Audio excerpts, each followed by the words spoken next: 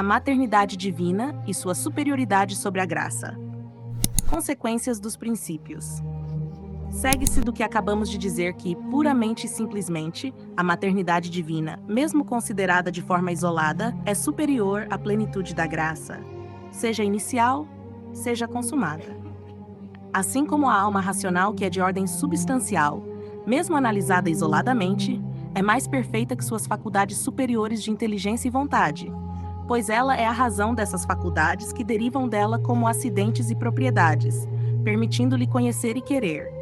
Assim bem, a maternidade divina é a razão da plenitude da graça, sendo por isso superior a ela. Percebemos, portanto, a força da razão pela qual Maria foi predestinada, primeiro, a ser mãe de Deus, antes de alcançar o mais alto grau de glória após Cristo. A dignidade de uma relação depende mais do fim a que se destina do que de seu fundamento. A maternidade divina é relativa à pessoa do Verbo encarnado. Assim, no âmbito humano, a mãe de um rei tem mais proximidade com ele do que o mais ilustre de seus juristas. No entanto, segundo os teólogos, de um ponto de vista secundário, a graça santificante e a visão beatífica são mais perfeitas que a maternidade divina, pois a graça habitual santifica formalmente, algo que a maternidade divina, sendo apenas uma relação com o Verbo encarnado, não pode realizar. A visão beatífica, por sua vez, une imediatamente a inteligência criada dos eleitos à essência divina, sem a mediação da humanidade de Cristo.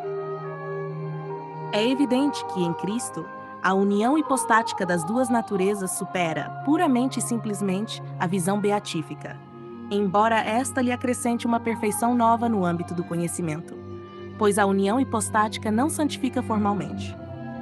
Analogamente, a maternidade divina, por ser de ordem hipostática, excede puramente e simplesmente a plenitude da graça e da glória, ainda que, secundum quid, a graça e a glória sejam mais perfeitas em um sentido secundário.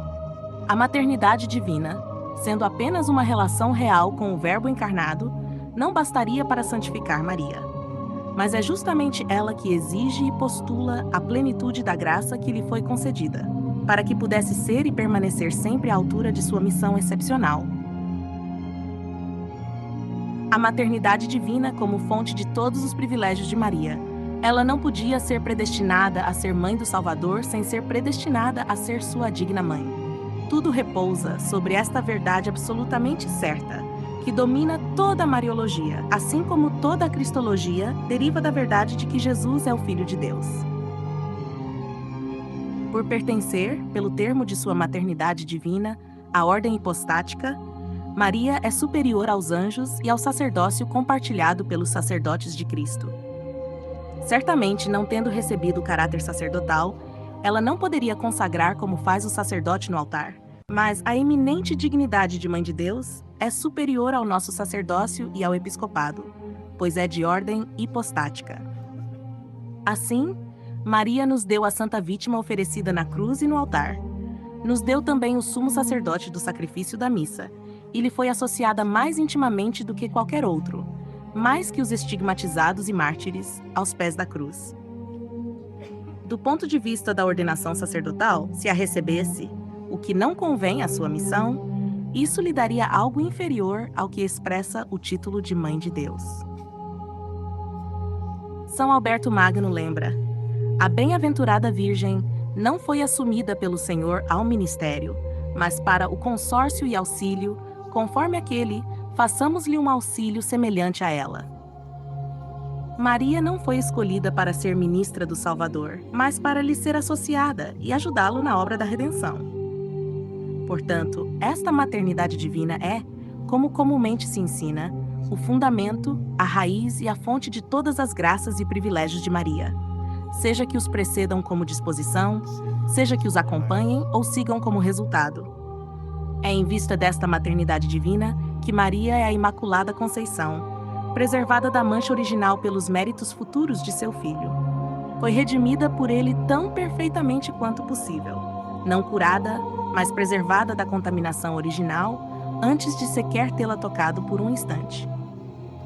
É também por causa desta maternidade divina que recebeu a plenitude inicial da graça, que não cessaria de crescer até a plenitude consumada. Ela foi isenta de qualquer falta pessoal, mesmo venial, e de toda imperfeição, pois nunca foi menos pronta a seguir as inspirações divinas, mesmo quando dadas apenas como conselho. A eminente dignidade de Mãe de Deus supera a de todos os santos reunidos. Pensemos. Maria teve autoridade de mãe sobre o Verbo feito carne. Contribuiu, não para lhe dar a visão beatífica ou a ciência infusa, mas para formar progressivamente sua ciência adquirida, iluminando a prudência com que realizava atos proporcionados às várias idades de sua infância e de sua vida oculta.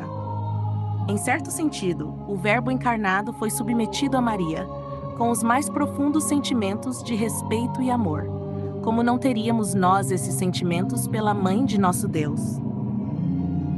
No belíssimo livro Tratado da Verdadeira Devoção à Santíssima Virgem, São Luís Maria de Montfort escreve: Deus feito homem encontrou sua liberdade ao se ver confinado no seio de uma menina. Manifestou sua força ao se deixar carregar por ela. Encontrou sua glória de seu Pai ao ocultar suas esplendores de todas as criaturas, para revelá-los somente a Maria. Glorificou sua independência e majestade ao depender desta amável Virgem em sua concepção na apresentação no templo, vida oculta de 30 anos e até a morte, onde ela devia assistir para realizar com ela o mesmo sacrifício e ser imolado por seu consentimento ao Pai Eterno, como outrora Isaque, por consentimento de Abraão, à vontade de Deus. Foi ela quem o amamentou, alimentou, educou e sacrificou por nós. E, finalmente, nosso Senhor é ainda no céu tão filho de Maria quanto era na terra. Este é o primeiro motivo da devoção do culto de hiperdulia que devemos nutrir por ela. Por isso, toda a tradição, especialmente os concílios de Éfeso e Constantinopla, insistiu em proclamar primeiramente que a Virgem Maria é Mãe de Deus, o que constituía, contra o nestorianismo, uma afirmação nova da divindade de Jesus. Para muitas almas contemplativas, é tão evidente que o título de Mãe de Deus é o primeiro título de Maria, que orienta e explica todos os outros, que lhes parece desnecessário discutir algo tão claro. Santo Tomás de Aquino diz: Maria, para ser digna mãe do Verbo feito carne, deve receber a plenitude da graça. Que o 27 do Opus 5. Bossuet afirma de modo semelhante em seu sermão sobre a compaixão da Santíssima Virgem. Como a providência de Deus dispõe todas as coisas com justa admiração, era necessário que ele imprimisse no coração da Santíssima Virgem um afeto que ultrapassasse amplamente a natureza e chegasse até o último grau da graça, para que tivesse por seu filho sentimentos dignos de uma mãe de Deus e dignos de um homem-Deus.